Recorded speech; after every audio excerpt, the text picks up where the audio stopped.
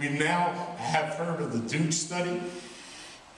Steve Osborne and his group came up. And what we tried to do is get independent verification on what we were finding in our water wells and our surface wells.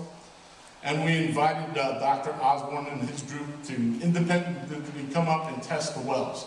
We did not pay for their tests, we did not pay for their lodging, we did not pay for their meals or their transportation.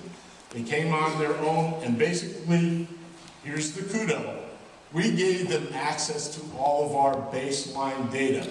We gave them access to our baseline data. They had our baseline data in their hands. And then they made a comment saying that they didn't find methane contamination in 3 out of the 4 areas, but they failed to mention that they didn't find it in Otsego County. They just listed a bunch of wells in their program.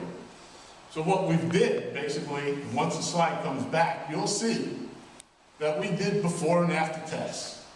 And we found the methane contaminations, supposedly in Otsego County, they went down.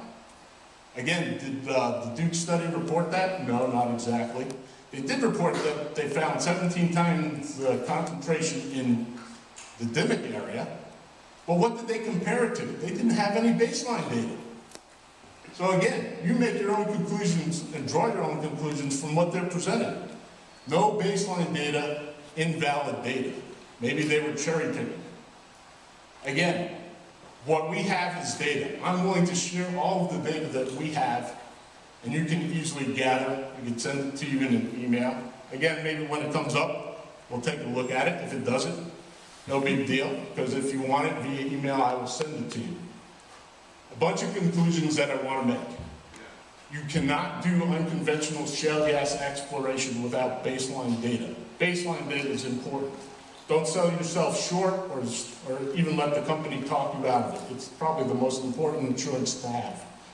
2, we've done it safely and responsibly, and we can demonstrate it. Okay, we haven't done it on the large scale in New York, but the company's out of Quebec, Canada, and they've done it in Canada. And we can show you the data eventually from Canada. Again, the other thing is, like I said before, we've tested over 151 wells, some wells multiple times. You get 4 to 10 other companies to do that. Again, you've compared a great database for any type of hydraulic analysis that you want to do. And finally, again, we've proved that we can do it safely, we can do it responsibly. Will accidents never happen? No, we're all human. Accidents will happen, but we will do our best to make sure that it doesn't happen. Thank you.